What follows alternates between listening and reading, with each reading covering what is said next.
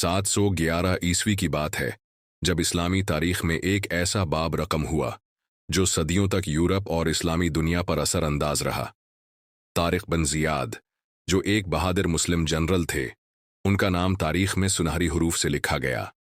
उनका ताल्लुक बर्बर कबीले से था और वो खिलाफत अमविया के तहत एक बेहतरीन सिपह सालार बनकर अभरे। अमवी खिलाफत के दौर में मुसलमानों की फतूहात का दायरा तेजी से बढ़ रहा था।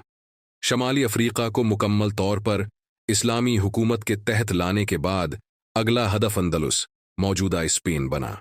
इस वक्त अंदलुस पर ईसाई राजा रोद्रिगो की हुकूमत थी, जो अपनी राया के साथ जुल्म और सितम रवा रखे हुए था। गवर्नर अफ्रीका मूसी बिन नसीर ने तारिक बिन जियाद को अंदलुस फतह करने की जिम्मेदारी सौंपी। अंदलुस को फतह करने के लिए तारिक बिन जियाद ने इंतहाई मुनज़्ज़म अंदाज में तैयारी की। उनके पास तकरीबन 7,000 फौजी थे, जिनमें ज़्यादातर बर्बर सिपाही शामिल थे। मुसलमानों की फौजी बढ़तरी और तंजीम का अंदाज़ा इस बात से लगाया जा सकता है कि उनकी तादाद कम होने के बावजूद उनका जज्बा और हिकमती अमली दुश्मन के मुकाबले में बेमिसाल थी।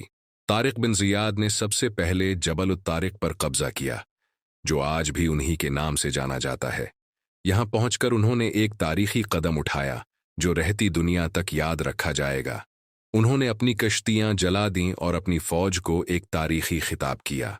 ए मेरे साथियों, पीछे हटने का कोई रास्ता नहीं। या तो हम फतह हासिल करेंगे या फिर शहादत नसीब होगी।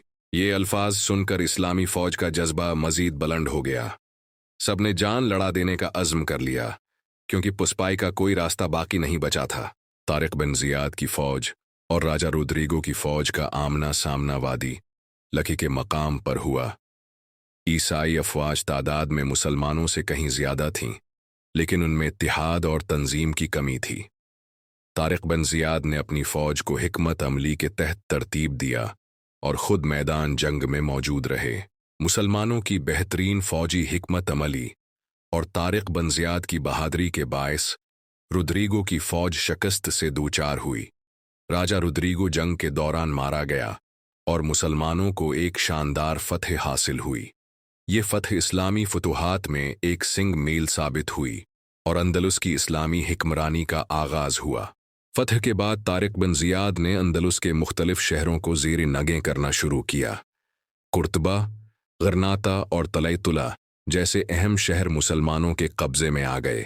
तारिक बिन जियाद ने मकामी आबादी के साथ अदल व इंसाफ का रवैया अपनाया, जिसकी बदौलत लोग इस्लामी हुकूमत के तहत खुशहाल होने लगे। ये फतह न सिर्फ मुसलमानों के लिए बल्कि यूरोप की तारीख के लिए भी एक अहम मोड़ साबित हुई। अंदलुस में इस्लामी तहजीब का ऐसा सुनहरी दौर शुरू हुआ जिसने इल्म, फ़न, तब, रियाजी और फ़लसफ़ा के मैदान में दुनिया को बेशुमार खदमात फराहम की। तारिक बिन जियाद की क़ियादत और बहादुरी ने इस्लामी तारीख में एक नाकाबिल फरामोश मकाम हासिल कर लिया। उनकी हिकमत अमली और जंगी महारत की बदौलत एक अजीम सल्तनत की बुनियाद रखी गई, जो सदियों तक इल्म व तमद्दुन का मरकज़ रही। आज भी जबल तारिक उनके शजाती कारनामे की गवाही देता है। ये कहानी हमें अज़्म, क़ियादत और कुर्बानी की अहमियत का सबक देती है कि अगर नीयत खालिस हो और हिम्मत बुलंद हो तो दुनिया की कोई ताकत कामयाबी की राह में रुकावट नहीं बन सकती। ऐसी मजीद अच्छी वीडियोस के लिए चैनल को सब्सक्राइब करें और घंटी के निशान को दबाना ना भूलें।